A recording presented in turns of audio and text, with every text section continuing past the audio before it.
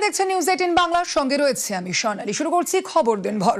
নজর থাকবে বাংলায় বাড়ছে সংঘ পুজোর সময় আরএসএস শাখার বিস্তার কর্মসূচি।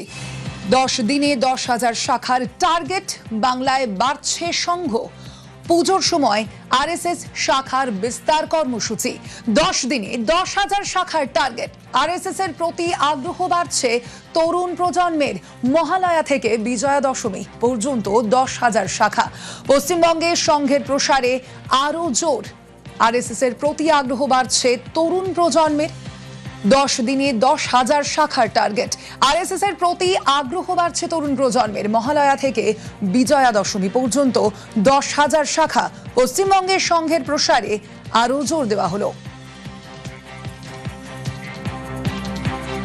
বাংলায় বাড়ছে সংঘ পুজোর সময় আরএসএস শাখার বিস্তার কর্মসূচি। 10 দিনে 10,000 শাখার টার্গেট। আরএসএস এর প্রতি আগ্রহ বাড়ছে তরুণ প্রজন্মের।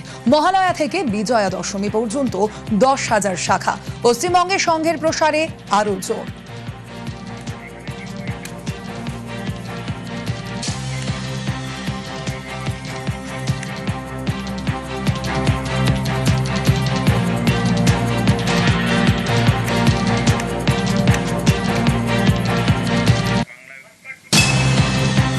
বাংলায় বাড়ছে সংঘ পুজোর সময় আরএসএস এর শাখার বিস্তার কর্মসূচি। 10 দিনে 10,000 শাখার টার্গেটও দেওয়া হয়েছে ইতিমধ্যেই। আরএসএস এর প্রতি আগ্রহ বাড়ছে তরুণ প্রজন্মের। মহালয়া থেকে বিজয়া দশমী পর্যন্ত 10,000 শাখা। পশ্চিমবঙ্গে সংঘের প্রসারে আরো জোর।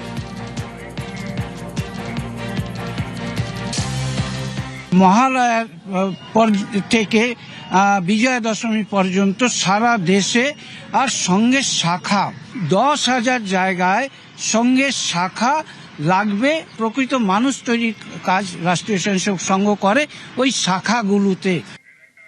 10 দিনে 10,000 শাখার একটা কর্মসূচি নিয়েছে রাষ্ট্রীয় স্বয়ংসেবক সংঘ। মহালয়ার থেকে ঠিক 10 দিন আগে থেকে, অর্থাৎ মহালয়ার দিনে এই কর্মসূচি শেষ হয়ে যাচ্ছে, তার আগের 10 দিনে এই কর্মসূচি চলবে।